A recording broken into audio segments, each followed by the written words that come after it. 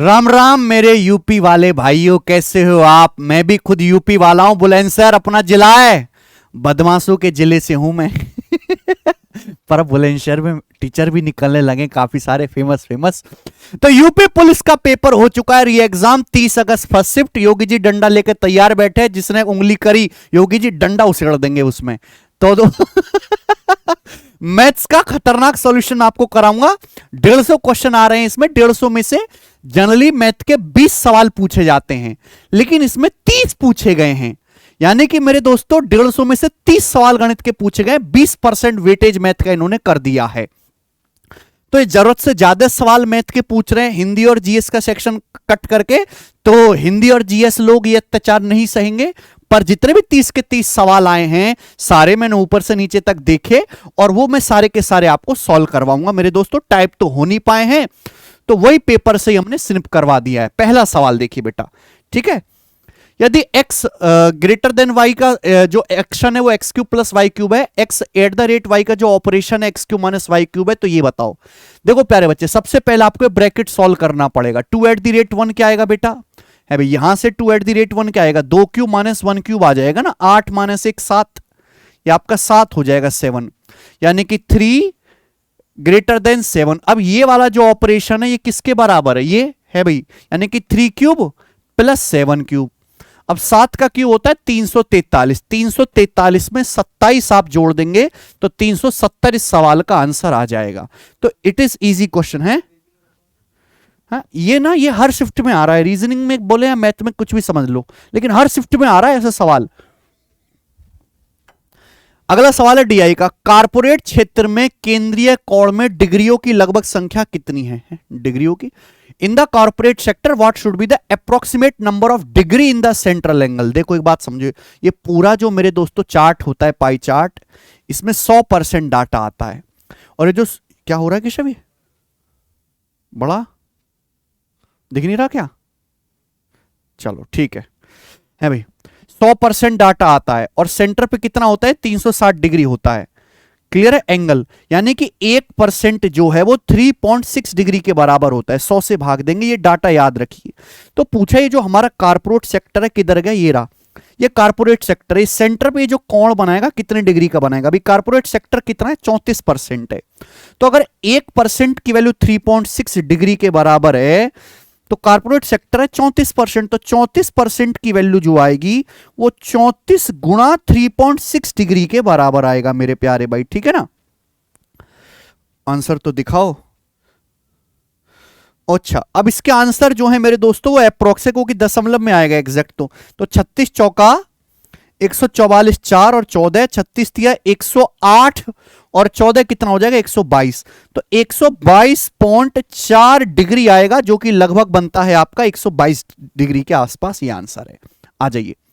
कुछ मजदूर एक काम को 150 दिन में कर सकते हैं, लेकिन 15 मजदूर की एब्सेंट के कारण काम 165 दिन में हुआ। तो पूछा मजदूरों की प्रारंभिक संख्या कितनी थी। देखो मेरे भाई, टोटल वर्क बराबर क्या होता है, टोटल वर्क बराबर होता है मैन गुणा डेज। यही होता है, कार्य बराबर मैन गुणा डेज। टोटल वर्क तो सेम है बेटा, टोटल वर्क तो सेम आपने पढ़ा है। दो संख्याओं की गुणा सेम है, एक संख्या जिस अनुपात में होगी दूसरी रिवर्स रेशियो में। काम होना था 150 दिन में पूरा। काम कितने दिन में होना था, 150 दिन में होना था पूरा, लेकिन 15 मजदूर गायब हो गए। काम 15 मजदूर जो है काम करने नहीं आए, काम हुआ 165 में। दिनों की संख्या का रेशियो है ये, दिनों की संख्या का रेशियो। तो आदमियों की संख्या का रेशियो रिवर्स होगा, उल्टा। आदमियों की संख्या का रेशियो उल्टा होगा मेरे प्यारे भाई। मैं काट नहीं रहा, यानी कि आदमी 165 से 150 हो गया। आदमी कितने कम हो गए, 15, और आदमी कितने कम हुए, 15 मजदूर कम हुए। तो 15 की वैल्यू ही 15 मजदूर के बराबर है। यानी कि शुरुआत में कितने मजदूर थे, यही पूछा है ना, मजदूरों की प्रारंभिक संख्या 165। तो 165 वर्कर थे शुरुआत में, बी ऑप्शन, ठीक है। एक्स मान के नहीं करना, रेशियो मेथड आपको लगाना है।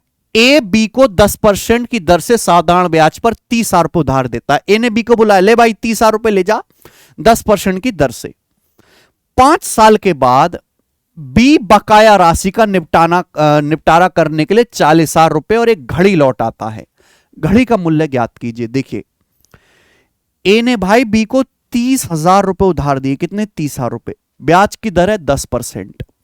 तो 1 साल में 10% ब्याज है तो 5 साल में कितना ब्याज हो जाएगा बेटा? 50% ब्याज हो जाएगा। तो आप पूछ जाता 5 साल बाद कितना पैसा चुकाना पड़ेगा? 30,000 का 50% यानी कि आधा होता है 15,000। 30,000 पे 15,000 तो ब्याज ही लग गया, यानी कि आपको 45,000 रुपए चुकाना पड़ेगा, 45,000, अगर आपको कर्जा खत्म करना है। लेकिन उसने 40,000 रुपए दी और एक घड़ी दी। 45,000 में से 40,000 रुपए चुकाया, यानी कि बाकी के 5,000 रुपए का उसने क्या किया? अपनी घड़ी उतार के दे दी हाथ में से कि ले 5,000 नहीं है, घड़ी ले रहे तू। डी ऑप्शन आंसर है। तो सवाल इजी है, इसका डाटा भी इजी है। एक ट्रेन 6 किलोमीटर पर आवर और 5 किलोमीटर पर आवर की स्पीड से ट्रेन की सेम डायरेक्शन में चल रहे दो पुरुषों को पार करने में 11 सेकंड और 10 सेकंड का समय लेती है। ट्रेन की स्पीड बताइए क्या होगा?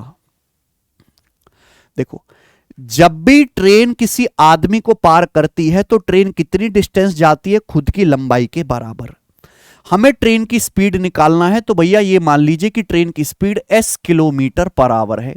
यहां पर दो केस दिए हुए हैं, ध्यान देखिए मेरे दोस्तों। सेम दिशा में, जिस दिशा में ट्रेन चले उसी दिशा में आदमी चल रहे हैं, तो यहां लगता है रिलेटिव स्पीड का कंसेप्ट। सेम डायरेक्शन में रिलेटिव स्पीड सापेक्ष चाल s1 माइनस s2 होगी। अगर ट्रेन की speed s kilometre per hour है, ट्रेन एक आदमी को पार करती है जो 6 किलोमीटर पर आवर की स्पीड से चल रहा है, कितने समय में पार करती है? 11 सेकंड में। अब ये ट्रेन दूसरे आदमी को पार करती है जो 5 किलोमीटर पर आवर की स्पीड से चल रहा है, मैंने ट्रेन की स्पीड को s माना है, कितने समय पार करते हैं? 10 सेकंड में। ये बराबर होना चाहिए। आप कहोगे सर आपने मीटर पर सेकंड में नहीं बदला, मैं दोनों तरफ 5/18 से गुणा भी करता तो कट ही जाना था ना। मैं ऐसा जो है टाइम वेस्ट नहीं करूंगा। इधर 11x हो गया, इधर 10s हो गया, डिफरेंस s आएगा। 11 चिंग 66 और 50 का डिफरेंस 16 आएगा, यानी कि s का मान 16 आ गया। 16 kilometre per hour, D option answer है। s की जो v वैल्यू आएगी वो सीधा किलोमीटर पर आवर में होगी। ए और बी किसी काम को 10 दिन में करते हैं, बी सी 15 दिन में करते हैं, ए सी 12 दिन में करते हैं। ए, बी और सी मिलकर काम कितने दिन में करेंगे? ठीक है, ए और बी 10 दिन में कर रहे हैं, बी सी 15 दिन में, ए सी 12 दिन में, तो भैया तीनों मिलकर तो काम 8 दिन में कर लेंगे। आप बोलोगे सर क्या बकवास है ये? देखो ध्यान से, ऑप्शन इतने स्टूपिड सेट किए हैं सवाल बनाने वाले ने कि उसके 50 रुपया काट लिए जाए सवाल बनाने के। देखो, दो आदमी मिलकर काम कर रहे हैं 10 दिन में, ए और बी और सी मिलकर काम कर रहे हैं 15 दिन में, और ए और सी मिलकर काम कर रहे हैं 12 दिन में। अगर आदमी दो से ज्यादा हो जाएंगे, तीनों आदमी, जब दो आदमी ए और बी मिलके काम 10 दिन में कर रहे हैं तो तीनों आदमी तो 10 दिन से कम लेंगे ना, यानी कि आंसर ये नहीं है, ये नहीं है, ये नहीं है, 10 दिन से कम। एक ही आंसर था 8 दिन। ठीक है भाई, क्लियर है? आप बोलोगे सर बहुत बढ़िया, मेथड भी बताते तो बड़ी कृपा होती। तो भाई इसकी ट्रिक भी है, मैंने वंडर वाले चैनल पे बता रखी है। ए और बी मिलके 10 दिन में करते हैं, बी सी 15 दिन में करते हैं, ए और सी मेरे दोस्तों 12 दिन में करते हैं। ये सेम सवाल एक्सप्लेन कर रखा है मैंने, सेम सवाल। ठीक है भाई, 10, 12 और 15 का एलसीएम कितना होता है? 60। एलसीएम ले लीजिए, 10 से 60 को डिवाइड करो 6 बार जाएगा, 15 से 60 को 4 बार जाएगा, और 12 से 60 को 5 बार जाएगा। ठीक है, और इसका दुगुना करना पड़ता है बेटा। तो 6, 4, 10, 5, 15 चौका 60 दूनी 8, 8 दिन। ये इसकी ट्रिक है मेरे प्यारे भाई। ठीक है ना? अधिक विस्तार में समझने के लिए जो हमारा चैनल है मैथ्स वंडर इन सेकंड, चलो खुला हुआ नहीं है, उस पर आप जाइएगा। मैंने सेम सवाल सेम डाटा का कुछ ही दिन पहले कराया था। ये ट्रिक है बेटा इसकी। साधारण ब्याज पर 20 साल में एक राशि 4 गुना हो जाते, कोई राशि 4 गुना हो जाती है, 4 गुना होगी तो 300% ब्याज मिला 20 साल में, एक साल में मिलेगा 15% ब्याज। देखिए भाई, कोई धनराशि 4 गुना हो गई तो मैं ब्याज कितना मिला? 3 रुपए। भाई अगर 1 रुपए 4 रुपए बन गए, 4 गुना हो गया, तो ब्याज कितना मिला? 3 रुपए। 3 मतलब 300% आपको ब्याज मिला। 300% ब्याज मिला कितने साल में बेटे? 20 साल में। तो एक साल में कितना ब्याज मिल रहा है? अगर 300% 20 साल में, तो एक साल में ब्याज है 15%। आगे आइए, सही है। The printed price of an article is 40% higher than its cost price. एक वस्तु का मुद्रित मूल्य, मुद्रित मूल्य सुन के कंफ्यूज मत होना, अंकित मूल्य। एक वस्तु का अंकित मूल्य क्रिय मूल्य से 40% ज्यादा है। छूट की दर कितनी होनी चाहिए कि 12% लाभ हो सके? देखो भाई, आप यहां फॉर्मूला भी लगा सकते हो मेरे प्यारे भाई, ऑप्शन भी उठा सकते हो, और डाटा आसान है, 100 मान के भी कर सकते हो कि जैसे एक आर्टिकल का कॉस्ट प्राइस 100 है, तो मुद्रित मूल्य या जो मार्क प्राइस है वो 40% ज्यादा है, 100 से 40% ज्यादा, 140। बोला मार्क प्राइस पर कितनी छूट देनी चाहिए कि 12% लाभ हो? अब बताओ लाभ किस पे होता है? क्रिय मूल्य पे। अगर किसी वस्तु का क्रिय मूल्य 100 है, 100 पे 12% का लाभ कमाना है तो हमें कितने में बेचना पड़ेगा? 112 में बेचना पड़ेगा। बताओ 140 के एमआरपी का सामान हमने 112 में बेचा तो हमने 28 की छूट दी है 140 पर, यानी कि कितना? 1/5। 28 पंजे 140, 1/5 आपने छूट दी है, 1/5 ही आपका 20% डिस्काउंट होता है। 1/5 को परसेंटेज में 20% कहते हैं। तो इजी डाटा है तो मैं 100 बना के ही कर लूंगा। On selling an article for 1700 A shopkeeper loses 15%। 1700 में सामान बेचने पर एक दुकानदार को 15% नुकसान होता है। 20% गेन के लिए उसे किस दाम पर बेचना चाहिए? देखो सीपी क्या होता है बच्चों? क्रिय मूल्य हमेशा 100% होता है, 100%। आपने एक वस्तु को 1700 रुपए में बेचा, 15% नुकसान हुआ।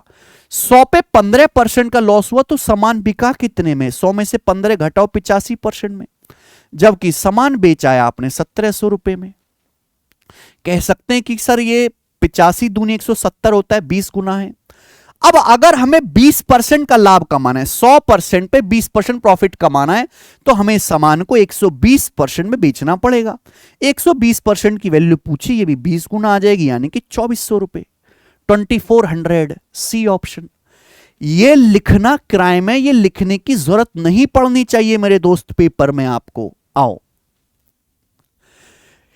एक बुक विक्रेता एक किताब को 10% के नुकसान पर बेचता है। अगर 1080 रुपए ज्यादा में बेचता तो 10% का फायदा होता। आपसे पूछा है बुक का सीपी क्या है? बुक का सीपी क्या है? जैसे बेटा ये समझो, ये सीपी है, क्रिय मूल्य। तो एक किताब वाला है, वो बुक को 10% के नुकसान पर बेचता है। बोला अगर 1080 रुपए ज्यादा में बेचता तो 10% लॉस की बजाय 10% प्रॉफिट होता। तो -10% से +10% पे आ जाते, यानी कि कितना गैप है परसेंटेज में? 20% का। कितने रुपए ज्यादा में बेच रहे हो? 1080 रुपए। तो एक ही लॉजिक है, परसेंटेज में डिफरेंस और रुपए में डिफरेंस बराबर करो। बुक का कॉस्ट पूछा है, क्रिय मूल्य। भाई बुक का कॉस्ट होता है 100%, 100% की वैल्यू पूछिए 5 गुना, 100% की वैल्यू 5 गुना आएगी 5400 रुपए। 5400 रुपए आंसर है बी ऑप्शन। ठीक है भाई, देखो एक एक स्टेप के सवाल आपसे पूछ रहा है एग्जामिनर, एक एक स्टेप के। आइए, एक परीक्षा में 8 अंकों का नहीं, एक परीक्षा में 8 छात्रों द्वारा प्राप्त अंकों का औसत 5.1 है, 9 अन्य छात्रों का एवरेज 6.8 है। सभी 17 छात्रों का एवरेज क्या होगा? बढ़िया, लेकिन मेरे पास तरीके अच्छे हैं मेरे दोस्तों। ये हैं छात्र। सवाल में बोला है कि 8 छात्रों का जब हम एवरेज निकालते हैं तो 5.1 है, और 9 छात्रों का जो एवरेज है वो 6.8 है, 6.8। आपसे पूछा सभी छात्रों का एवरेज क्या होगा? एवरेज आप यहां वैसे सिंपल कैलकुलेशन भी कर सकते हैं, पर डेविएशन सबसे बढ़िया है। क्या मैं 6.8 को ऐसे नहीं लिख सकता? 5.1 + 1.7 लिख सकता हूं। आप बोलोगे सर आप ही का राज है, लिख लीजिए भाई। इनका भी एवरेज 5.1 है, इनका भी एवरेज 5.1 है, यानी कि 5.1 तो एवरेज है ही, लेकिन ये जो 9 बच्चे हैं ये 1.7 एक्स्ट्रा लेके आ रहे हैं।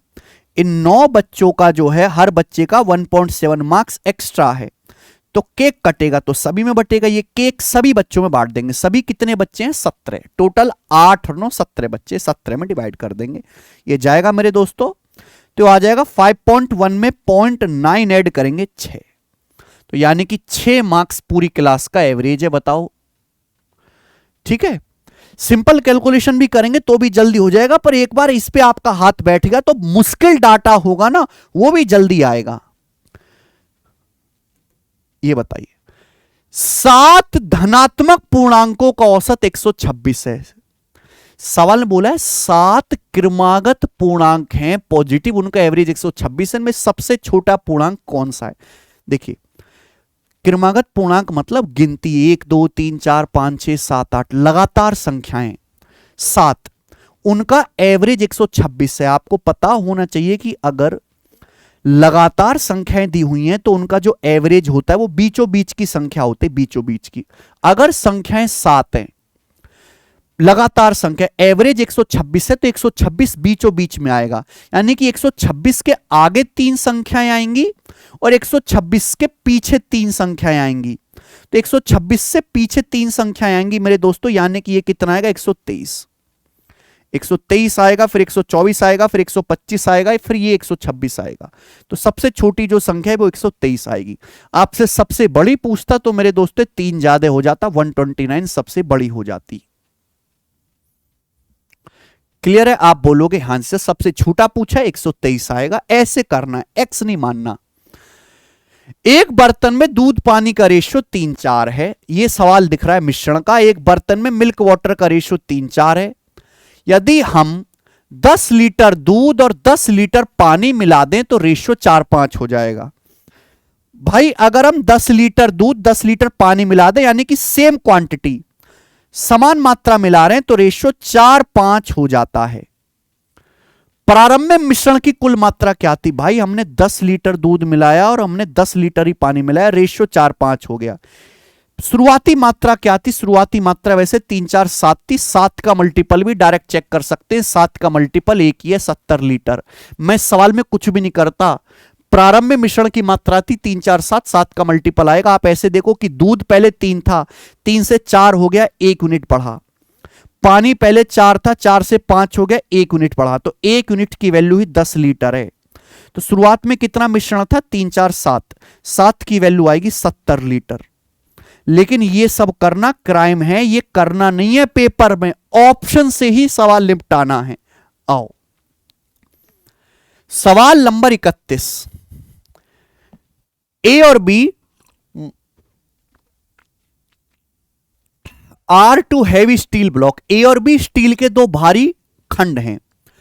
यदि बी को ए के शीर्ष पर रखा जाता है, अगर हम बी को ए के ऊपर रख दे तो वजन 60% बढ़ जाता है। यदि बी को ए से हटा दिया जाए, बी को ए से हटा दिया जाए, तो ए और बी के कुल वजन की तुलना में कितना वजन कम हो जाएगा? सवाल नंबर 31। ये जो सवाल है मुझे पढ़ते ही याद आ गया, ये सवाल यूपीएससी सी सेट के पेपर में आया था 2 साल पहले। यूपीएससी सी सेट कलेक्टर के पेपर में आया था और आज ये आया है इसमें। देखो जैसे आपके पास, आप ये समझो कि जैसे आपके पास एक स्टील का ब्लॉक है ए, अगर मैं इसके ऊपर एक दूसरा ब्लॉक रख दूंगा, ऐसे बी रख दूंगा, बी, तो वजन 60% बढ़ जाता है। 60% वजन बढ़ जाता है, यानी कि 60% की फ्रैक्शन वैल्यू कितनी होती है बेटा? 3/5 होती है। यानी कि अगर ए का वजन 5 था, अगर आपके पास ए एक खंड है जिसका वजन 5 था, जैसे ही आपने ए के ऊपर बी रखा, वजन 3 बढ़ गया, वजन 5 से 3 बढ़ के 8 हो गया, यानी कि ए प्लस बी का वजन 8 हो गया। अब बोला है मेरे दोस्तों, अगर बी को हटा दिया जाए, अगर बी को हटा दिया जाए तो केवल ए रह जाएगा, केवल ए रह जाएगा। तो ए प्लस बी का वजन 8 से फिर वापस 5 हो जाएगा, तो कितना कम हो जाएगा? 3 कम हो जाएगा। 8 से ए प्लस बी का वजन 8 है, अगर आप बी हटा लोगे तो वजन कितना रह जाएगा? 5, 3 कम हो जाएगा। 1/8 होता है 12.5%, 3/8 होता है 37.5% जो है वजन में ए प्लस बी के कुल वजन की तुलना में 37.5% कम हो जाएगा। ए विकल्प सही है। बड़ा प्यारा सवाल है। एक ट्रेन 23.6 किलोमीटर पर आवर की चाल से एक प्लेटफॉर्म को 30 सेकंड में निकालती है, क्रॉस करती है। उसके बाद यह गाड़ी 12.4 किलोमीटर पर आवर की चाल से विपरीत दिशा में चलने वाले एक आदमी को 11 सेकंड में पार करती है। रेलगाड़ी की लंबाई, एक सेकंड, रेलगाड़ी 23.6 किलोमीटर पर आवर की चाल से प्लेटफॉर्म पार करती है, फिर ये गाड़ी आदमी को पार करती है। आदमी का सब कुछ दिया हुआ है, इसका मतलब इसकी कोई जरूरत नहीं है, ये प्लेटफॉर्म से क्या है मुझे इसकी कोई जरूरत नहीं, और ये आपको कंफ्यूज करने के लिए दिया है। केवल आदमी पे ध्यान दो। रेलगाड़ी 23.6 किलोमीटर पर आवर की चाल से चल रही है रेलगाड़ी, और ये रेलगाड़ी एक 12.4 किलोमीटर पर आवर की चाल से एक अपोजिट डायरेक्शन में आदमी आ रहा है, विपरीत दिशा में, उस आदमी को पार करती है। देखो, जब भी रेलगाड़ी किसी आदमी को पार करेगी तो कितनी डिस्टेंस जाएगी? खुद की लंबाई। अगर डायरेक्शन अपोजिट है तो स्पीड क्या लेंगे? S1 plus S2 relative speed. रेलगाड़ी की स्पीड 23.6 है और आदमी की स्पीड 12.4 है, तो कितना आएगा बेटा? ये 23 12 35 36 kilometre per hour. Kilometre per hour को मीटर प्रति सेकंड में बदलना है तो 5/18 से गुणा, ये स्पीड आ गई। और कितने सेकंड में पार किया? 11 सेकंड में मल्टीप्लाई बाई 11। ये रेलगाड़ी की लंबाई आएगी मीटर में, 18 दूनी 36, 2 पंजे 10 गुणा 11, 110 मीटर। B option 110 metre. तो it is a very easy सवाल, इसमें कोई दम नहीं है। आओ, 10% की छूट देने के बाद 8% लाभ प्राप्त करने के लिए क्रय मूल्य से अंकित मूल्य की कितने प्रतिशत वृद्धि होनी चाहिए? हमने आपको 100 बार बता दिया, किसी भी सवाल में डिस्काउंट दिया है, प्रॉफिट दिया है, तो ऐसे हर एक सवाल में क्रय मूल्य और अंकित मूल्य का अनुपात आप निकाल सकते हैं। 100 minus D, 100 minus D upon 100 plus P. कितनी बार मुझे ये आपको बातें बतानी पड़ेंगी? 10% छूट के बाद 8% का लाभ कमाना है तो अंकित मूल्य क्रय मूल्य से कितना ज्यादा होना चाहिए? सीपी से एमपी का रेशो 100 माइनस डी, 100 में से 10 घटाएंगे 90। लाभ है 8%, 100 प्लस 8 108। कितना आएगा मेरे दोस्तों? 18 से जाएगा। 18 पंजे 90, 18 छिक्का 108, 5/6। यानी कि अगर क्रय मूल्य 5 है तो मार्क प्राइस 6 होना चाहिए। सीपी 5 है तो अंकित मूल्य 6 होना चाहिए। कितना ज्यादा है? 1 ज्यादा है ना? कितना ज्यादा होना चाहिए? एमआरपी 1 ज्यादा, 1/5 20%। तो अंकित मूल्य क्रय मूल्य से 20% ज्यादा होना चाहिए। A option.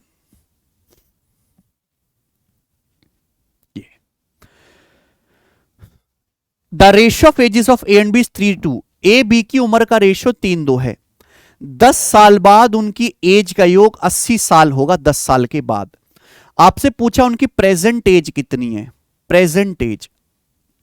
आप इस सवाल को ऑप्शन से भी कर सकते हैं और सॉल्व भी कर सकते हैं कि भाई 2 लोग हैं ए और बी, उनकी एज का रेशियो 3:2 है। 10 साल बाद उनकी एज का सम 80 होगा। 10 साल बाद ए की उम्र भी 10 साल बढ़ेगी, बी की उम्र भी 10 साल बढ़ेगी। अगर 10 साल बाद ए की उम्र भी 10 साल बढ़ेगी, बी की उम्र भी 10 साल बढ़ेगी, यानी कि अभी ए और बी की एज का सम 60 साल है। अभी ए और बी की एज का योग 60 साल है बेटा। 10 साल बाद 80 हो जाएगा। ए बी की एज का सम कितना है? 3 और 2 5। अगर 5 की वैल्यू 60 साल है, 12 गुना 12 टाइम्स, ये 12 गुना हो रहा है, तो 3 की वैल्यू भी 12 गुना आ जाएगी 36, और 2 की वैल्यू भी 12 गुना आ जाएगी 24। 36 24 ए बी की एज है। विकल्प से भी मैं कर सकता था। एक डॉक्टर 3825 रुपए उधार लेता है और वह 2 समान वार्षिक किस्तों में पैसा वापस कर देता है, यानी कि इंस्टॉलमेंट का सवाल है। एक डॉक्टर साहब हैं, नया क्लिनिक खोला, 3825 रुपए उधार लिए और उधार लेने के बाद 2 बराबर किस्तों में लौटाया। यदि चक्रवृद्धि ब्याज की दर 4% है, कंपाउंड इंटरेस्ट की इंस्टॉलमेंट है, ब्याज की दर 4% है, तो प्रत्येक किस्त का मूल्य क्या होगा? अगर आपको चक्रवृद्धि ब्याज की इंस्टॉलमेंट नहीं आती तो बड़ा मुश्किल है यह सवाल करना आपके लिए। देखो भाई, अगर ब्याज की दर 4% है, 4%, 1/25, 1/25 ब्याज की दर है, इसका मतलब यह है कि अगर आज आपने 25 रुपए उधार लिया है तो 1 साल बाद आपको 26 चुकाना पड़ेगा। 26 चुकाना पड़ेगा। 2 साल के लिए क्या होगा? अगर आज आपने 25 का स्क्वायर वर्ग करेंगे, 625 उधार लिया है, तो 2 साल के बाद 26 का स्क्वायर, 26 का स्क्वायर 676 चुकाना पड़ेगा। 676 चुकाना पड़ेगा। देखो, आपने 2 बराबर किस्तें में लौटाया पैसा, ये 676 है, ये 26 है, सेम करना पड़ेगा। तो यहां भी 26 से आपको गुणा करनी पड़ेगी बेटा। 26 की अगर 25 में गुणा हो जाए तो 650, और 26 की 26 में गुणा करेंगे तो 676, यानी कि आपने 2 बराबर किस्तें लौटाई हैं 676 676 की। ये इंस्टॉलमेंट है 676 की, 2 आपने किस्त लौटाई हैं। आपने कर्जा कितना लिया? 650 प्लस 625, ये आपका टोटल कर्जा है। जो कि कितना आएगा, यह आपका कर जाएगा 1275। 1275 का अगर आप कर्जा लोगे तो 676 की 2 किस्त लौटानी पड़ेगी। आपने कर्जा लिया 3825 का, 3825 रुपीज का। बताओ कितने गुना मेरे भाई? 1200 तिया 3600 होता है, 75 तिया 225 होता है, यानी कि 3 गुना। अगर ये 3 गुना है तो प्रत्येक किस्त का मूल्य भी 3 गुना होगा, 676 का 3 गुना। मैं सीधा भी ऑप्शन में देख सकता था कि 676 में 26 आता है, क्योंकि 26 का वर्ग है तो आंसर 26 से कटने वाला होना चाहिए। वो भी मैं ऑप्शन से देख सकता था। मैं देखूंगा इकाई का अंक, अगर 6 की 3 में गुणा करूंगा, 6 की 3 में, यहां इकाई का अंक 6 है या 3 है, तो एंड में 18 8 आएगा, यानी कि 2028 आंसर है डी। यही है ना? ओके, कोई अप्रोक्स आंसर तो है नहीं, एग्जैक्ट है। वह छोटी से छोटी संख्या बताओ जो 24, 48 और 60 से पूर्णतः विभाज्य है।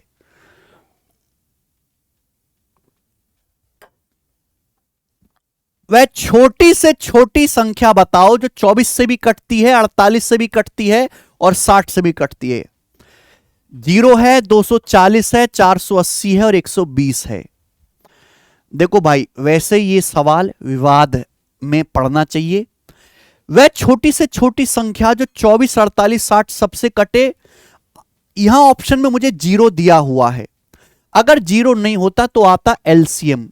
24, 48, 60 तीनों से कटने वाला नंबर है बेटा 240। 240 24 से भी कटता है 10 बार, 48 से 5 बार, 60 से 4 बार। लेकिन चूंकि यहां 0 है तो मैं 0 को सही मानूंगा।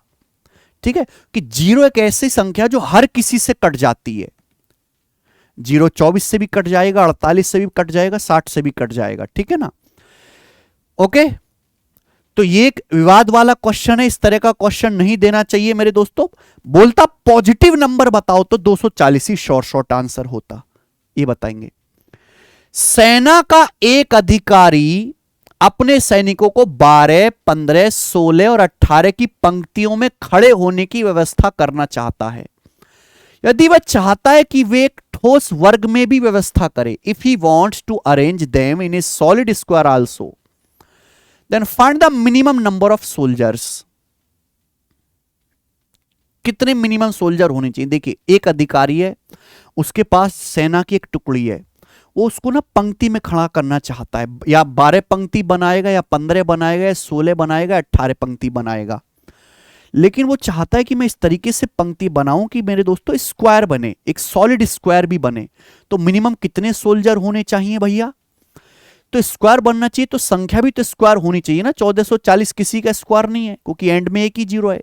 144 12 का वर्ग होता है, 120 का वर्ग 14 है, 4 डबल 0 होना चाहिए, तो 180 भी वर्ग नहीं है। तो यानी कि आंसर तो इन दोनों में से एक होना चाहिए दोस्त, समझ रहे हैं आप? लेकिन 912 से कट जाएगा, 15 से कट जाएगा, 916 से नहीं कटेगा, 16 से नहीं कटेगा बेटा। 16 पंजे 80, 10 बजाएगा, 16 से ये जरूर कट जाएगा, यानी कि यही आंसर होना चाहिए 3600। तो मैं विकल्प से करूंगा, 3600 आंसर है। दो संख्याओं का योग 36 है, HCF 4 है, संख्याओं के कितने पेयर पॉसिबल हैं? भाई अगर दो संख्याओं का योग 36 है, HCF 4 है, तो संख्याएं क्या होंगी? अगर दो संख्याओं का HCF 4 है तो संख्याएं 4 का मल्टीपल होंगी, 4x और 4y, यही होंगी संख्याएं। आप बोलोगे हां जी सर संख्या यही होंगी, लेकिन एक बात का आपको ध्यान रखना पड़ेगा कि x और y दोनों आपस में कोप्राइम सहभाज्य होने चाहिए। x और y में कुछ भी कॉमन नहीं होगा। संख्याओं का योग 36 है, तो संख्याओं का योग कितना आएगा बेटा? 4x plus 4y। 4x plus 4y संख्याओं का योग है जो कि 36 के बराबर है। तो यहां से x प्लस y कितना आएगा? 9 आएगा। यानी कि x और y ऐसी दो संख्याएं होनी चाहिए जो आपस में कुछ भी कॉमन ना हो, जोड़ के 9 आए। क्या क्या हो सकता है? 1 और 8 9, 2 और 7 9, 3 और 6, ये को प्राइम नहीं है, 3 6 में 3 कॉमन है, 4 5, फिर 5 4 रिवर्स हो जाएगा, तो यही 3 पेयर बनेंगे, यही 3 पेयर बनेंगे बेटा। सी ऑप्शन ही ठीक है। पूरा डिटेल में लिख के बताया, ये सब आपको लिखने की जरूरत नहीं थी, सीधा आप यहां से शुरू होते अगर पेपर में स्पीड आपकी तेज है। एक छात्र ने जितने सही उत्तर किए हैं उससे दुगने गलत करें। कुल 48 प्रश्नों का प्रयास किया है तो उसने सही कितने करे? भाई सही अगर एक करा है तो उसने गलत 2 करे हैं। तो 48 में से कितने उसने सही करे होंगे? फिर 16। 48 का 1/3 ही पूछा ना, कितने सही उत्तर किए, तो 48 का 1/3 आ जाएगा मेरे प्यारे भी। 16 सवाल उसने सही किए हैं, कुछ नहीं था इस सवाल में। What the smallest positive integer, वह सबसे छोटा धनात्मक पूर्णांक कौन सा है जो 12 और 16 से डिवाइड होता है? ये देखो यहां पे लिखा है सबसे छोटा धनात्मक पूर्णांक। पॉजिटिव नंबर बताओ जो 12 16 दोनों से विभाज्य है, तो 12 और 16 दोनों से कटने वाला सबसे छोटा नंबर ऑप्शन से 48 है। 48 12 से भी कटता है 4 बार, 16 से भी कटता है 3 बार। मैं सॉल्व नहीं करूंगा, सो ये तो कुछ ज्यादा आसान आने लगे। पीक्यू का रेशियो 5-6 है, क्यूआर का रेशियो 14-15 है, पीआर का रेशियो क्या होगा? देखिए पी क्यू का रेशियो 5-6 है, क्यूआर का रेशियो 14-15 है। इन दोनों की सीधी सीधी गुणा कर दीजिए, गुणा, दोनों रेशियो की सीधी सीधी गुणा कर दो, पीआर का रेशियो आ जाएगा।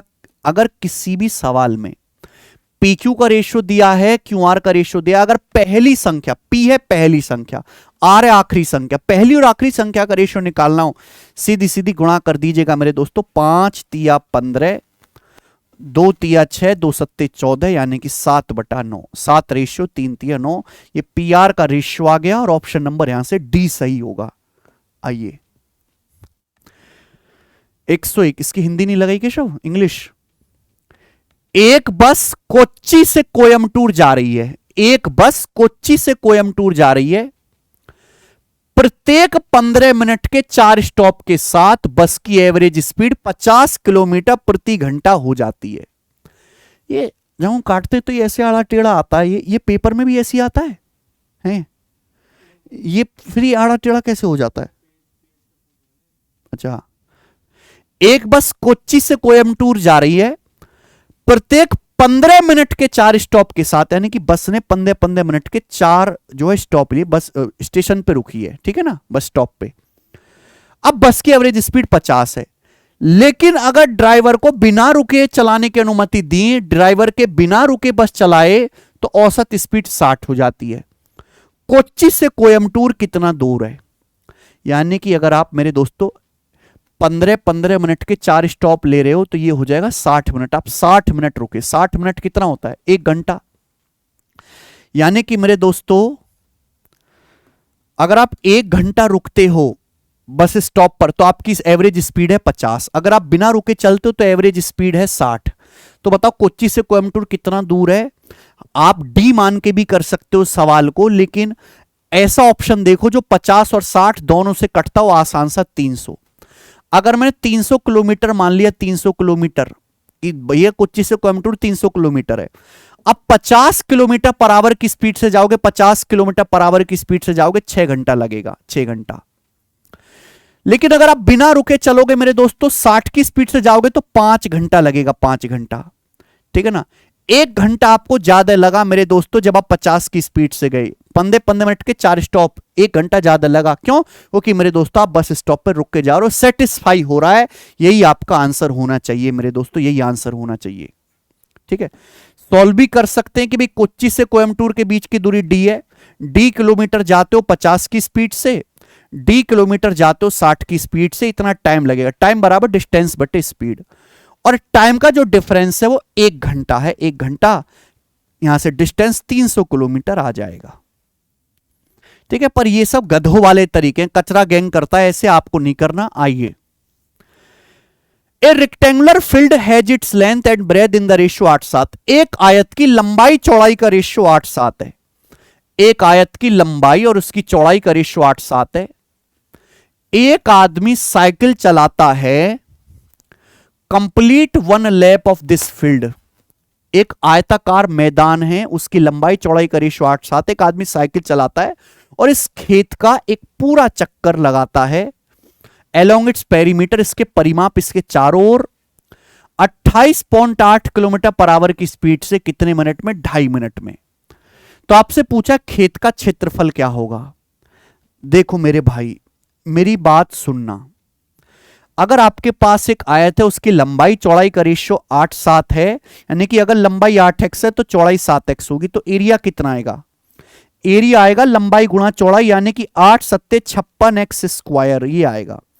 यानी कि आंसर जो भी आएगा मेरे प्यारे में, मैं इतना तो समझ गया कि आंसर 56 में 7 आ रहा है, 7 से कटने वाला होगा। पहले ये देखो 7 से कटता है 840 कट जाएगा, ये नहीं कटेगा। 840 कट गया, फिर 56 भी कट गया, ये 7 से कट जाएगा, ये 7 से नहीं कटेगा मेरे प्यारे भाई, ठीक है ना। 800 और 196 ना, ये 7 से नहीं कटेगा, ये भी 7 से नहीं कटेगा। तो मात्र एक ही ऑप्शन बी ऐसा है जो 7 से कट रहा, यही आंसर है, मुझे कुछ करना ही नहीं पड़ा। अगर आप सॉल्व करना चाहते तो सॉल्व भी हो जाएगा। आप मुझे बताओ कि आप इस खेत का साइकिल से चक्कर लगाते हो, मैदान है ना, आप चक्कर लगाना शुरू करते हो, यहां कोने से ऐसे चक्कर लगा के आप आते हो, तो आप कितनी दूरी जाओगे? दूरी बराबर बेटा स्पीड गुणा टाइम।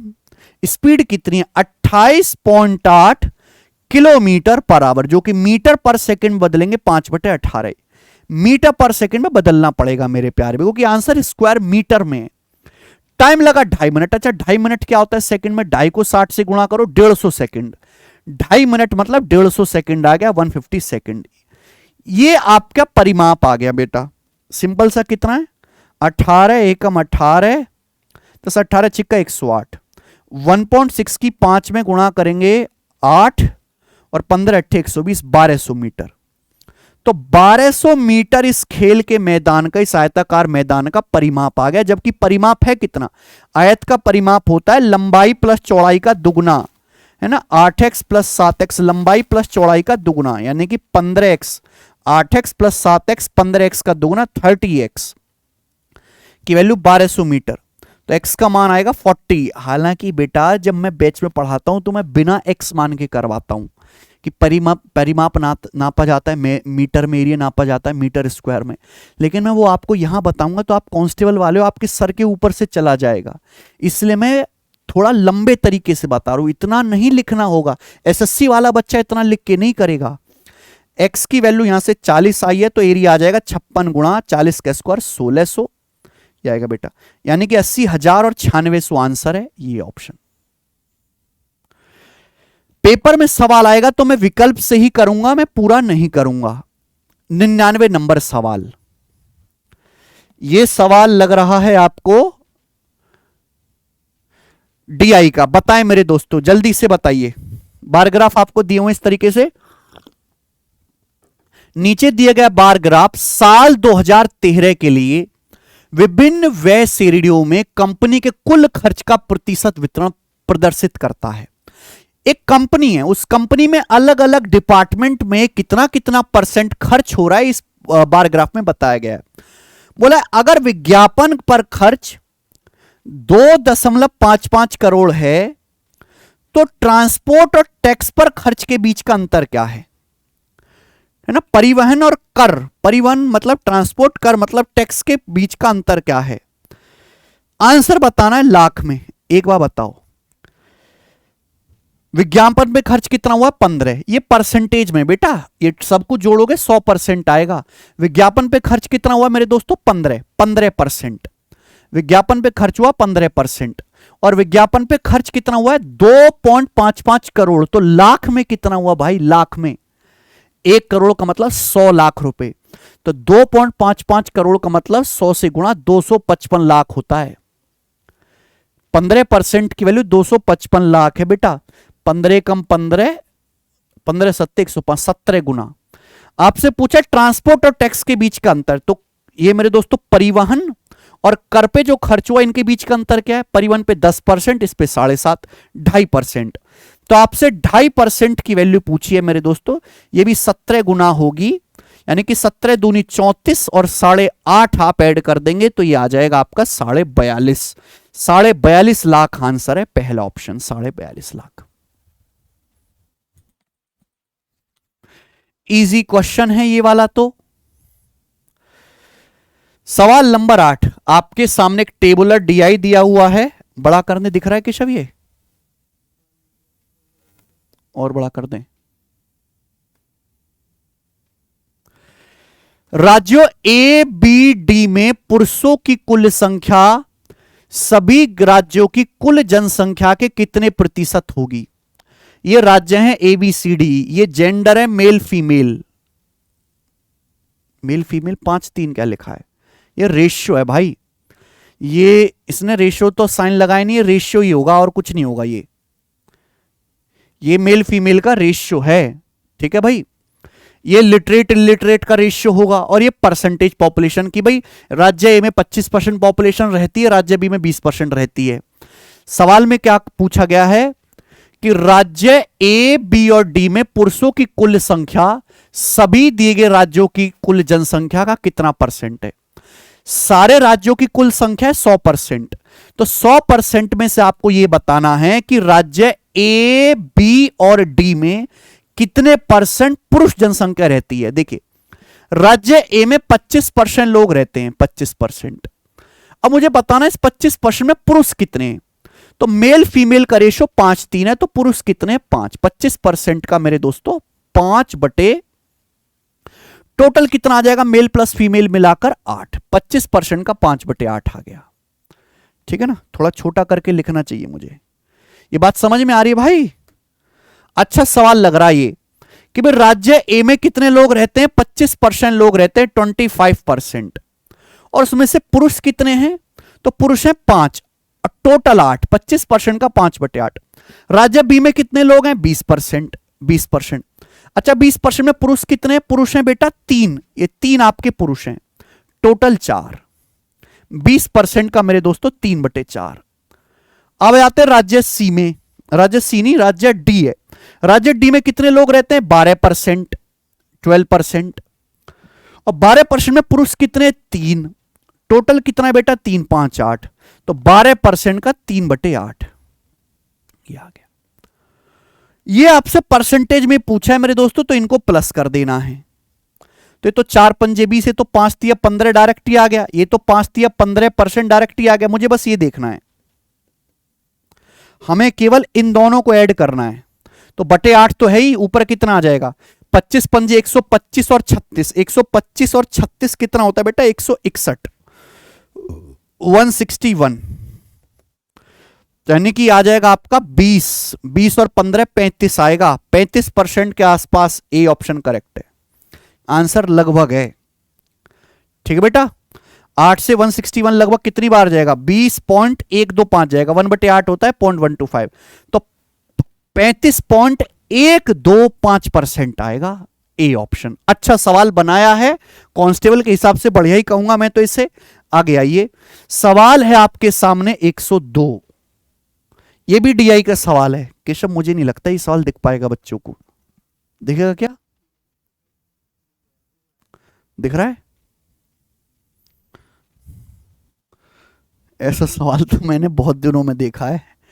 चलिए, पता नहीं इसने कौन सा डीआई बनाया है।